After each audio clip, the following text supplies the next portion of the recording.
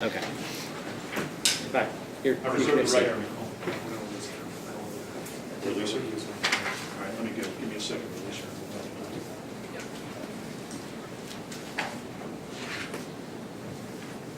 Yeah, I see.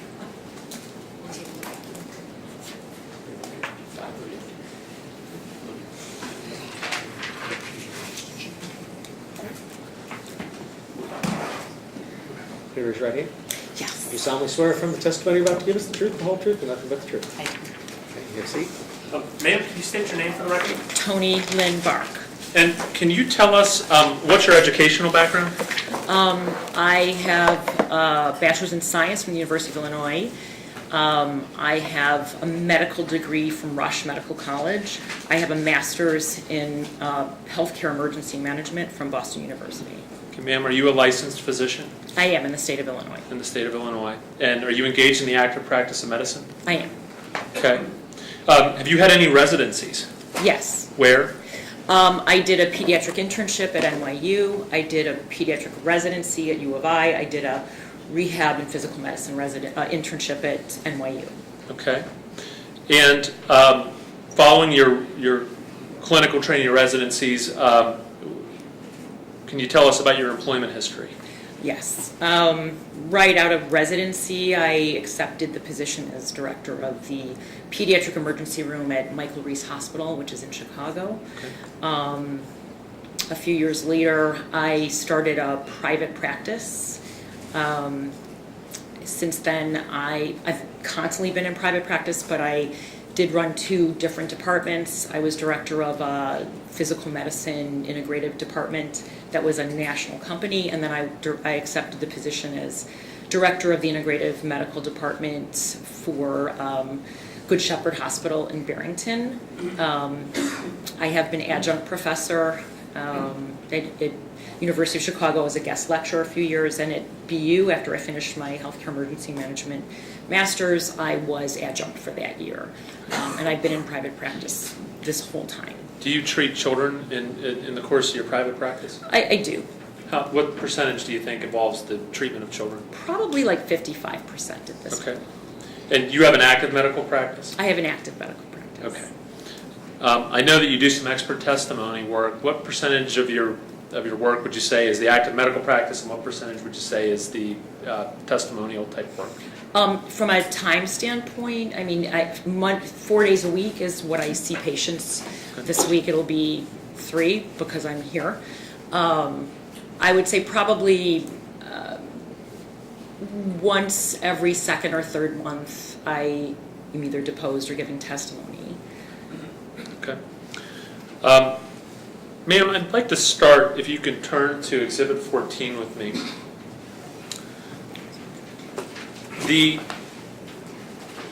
Can you tell the court what vaccines are available for chickenpox?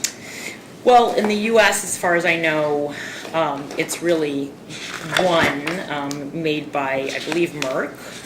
I don't think there's choices, so it's Varivax. Okay. And there's frozen and refrigerator stable. Okay. Can you tell us whether or not this vaccine is derived from aborted fetal tissue? Yes, it is. It is derived from aborted fetal tissue. And how do we know that? What on Exhibit 14 shows us that? The MRC-5 human diploid cells, including DNA and protein. Okay. And what do you know about MRC5? I just know it was an aborted fetus, and so the way vaccines are made is that there's these things called passages, and they introduce, if it's a virus, they'll introduce a virus. So it's going through passages, and it needs tissue to survive in, because viruses need to be intracellular.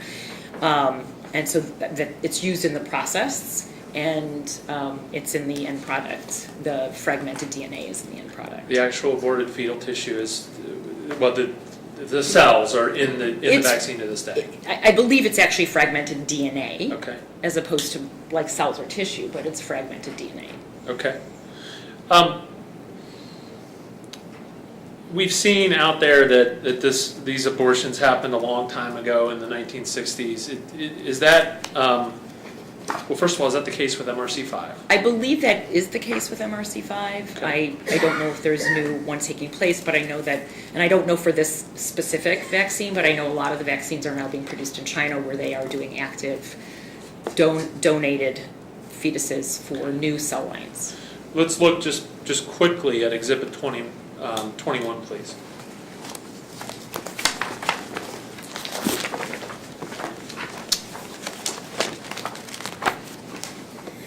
Yes. And I guess I would want to back up on Exhibit 14. What is the excipient and media survey? If you can just tell the court where that comes from. And I apologize, I should have laid the foundation a little more before we moved on. I'm not sure I understood your question. The Exhibit 14 is the excipient and media survey. Right, this is from the governmental website, the cdc.gov website, and it's the manufacturers have to submit the ingredients. So there's the information sheets are all listed at the cdc.gov website. Okay. Thanks, Doctor. That's what I was after. Back to Exhibit 21. Are you familiar with the study that's contained in Exhibit 21? Yes. And what's the title of that study? Characteristics and viral propagation properties of a new human diploid cell line, Walvax-2, and its suitability as a candidate cell substrate for vaccine production. And this study, what did this study involve, Doctor? It's looking at another line of human diploid cell strains, and I believe this one is from China. Okay. I mean, I don't know all the details, I haven't really studied it extensively. I'm kind of just staying aware of what's going on with vaccine production. Okay. Do you know, are there current abortions going on in China that's supporting this research? Yes, Objection. to my knowledge, We yes. approach, please. Sure.